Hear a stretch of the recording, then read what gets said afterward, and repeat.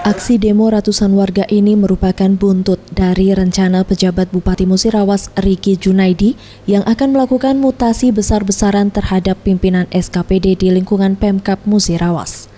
Massa menilai pejabat Bupati Mura seharusnya bersikap netral menjalankan sebagai pejabat daerah yang sebentar lagi akan menggelar pilkada.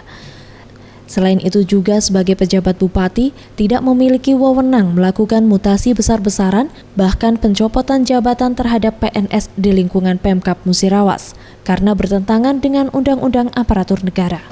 Untuk itu massa mendesak kepada pejabat bupati agar segera mundur jika tidak bisa berlaku netral. Hal ini dilakukan agar pelaksanaan pilkada di Mura berjalan aman dan damai.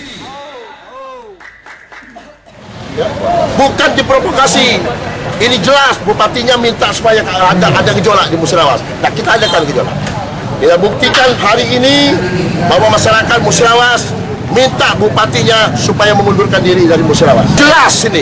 Kalau tidak ada jaringan politik, ini undang-undang jelas menyatakan bahwa tidak ada mutasi pejabat, bupati, wali kota, apalagi ini pilkada, mau pilkada.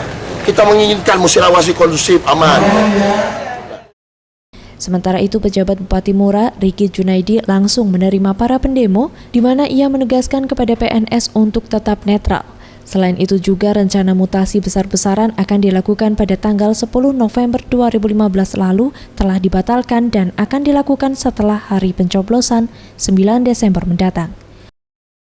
Dan dilantik sebagai pejabat bupati dengan salah satu tugas adalah untuk memfasilitasi terselenggaranya pilkada di Kabupaten Musirawas ini sehingga bisa berjalan dengan aman, tentram dan lancar.